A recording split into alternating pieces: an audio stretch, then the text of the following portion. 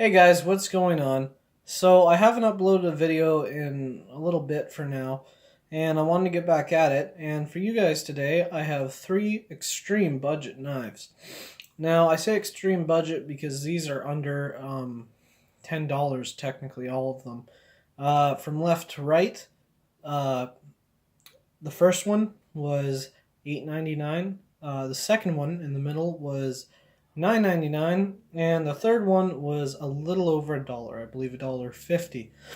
I'm sure you're wondering, where did you get these? Why waste money on cheap knives?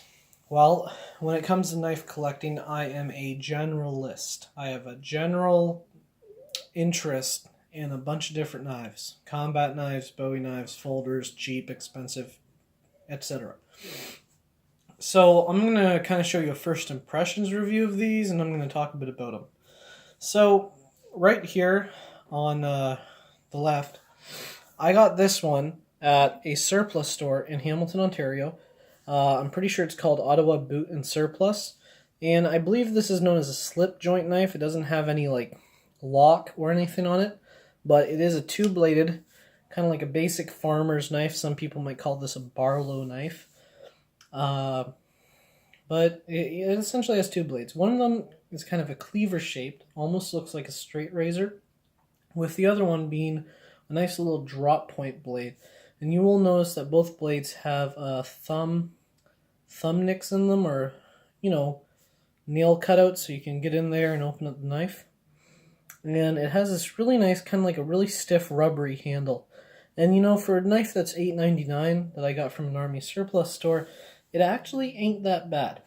Now, given it does have a little bit of blade play on each blade, but it's nothing too serious. I mean, this isn't a heavy-duty knife. This is something that you would, carry for small, light-duty tasks: cutting rope, peeling a banana or an apple or some other food.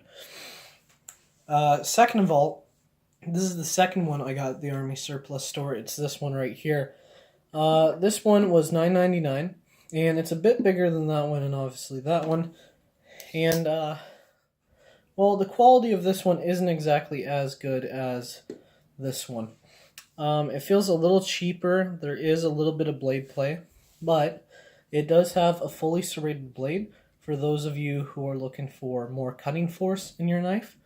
It is a lockback. Given the, cheap quality of it, I'm sure it's not as strong as a Buck 110 lockback, but at least you have a lock. And lockbacks are known to be one of the toughest, so, that might make up for the cheap materials used. On the blade here, it says something. If you could pause that, you might be able to read it. I'm not sure what that says. And I'm not sure what brand it is either. I'm not sure what brand that one is either.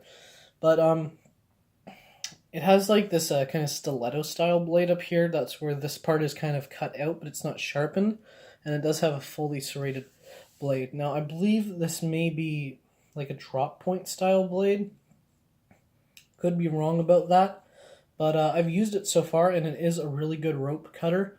It's a really nice EDC knife, really cheap. So, if some cop, sorry for saying this, but if some pig, who thinks he can make up the rules and shit, decides to take it off of you, even though Canadian law is pretty clear that carrying knives for utility purposes is legal, it wouldn't be too much to replace. Nice finger choil right in there. Choke up nicely on that. So yeah, that's the second one. Third, this is the cheapest. Now, it kind of looks like Spyderco. I'm sure you realize that. It kind of looks like a Spyderco knife, but it is extremely cheap. You have a plastic pocket clip. It's of a lockback design. Got dual thumb studs. Same material and pattern as the grip. And it just says stainless on it. Now, obviously, this isn't going to last very long, but if you need a cheap knife that you can EDC for, light-duty tasks, this would probably work. And as you see, it's got that, knockoff Spyderco blade, albeit far less durable materials. And it is also a fully serrated with about half an inch at the end here, straight edge. There is a lanyard hole in that, as there is on the black knife. But yeah, that's it. So, there you go, guys. These are 3 of my new knives. Hopefully in the future, I'll have more coming in, and I will be looking forward to reviewing those for you. So if you enjoyed the video, please like, subscribe, leave a nice comment, and have a great day. See ya.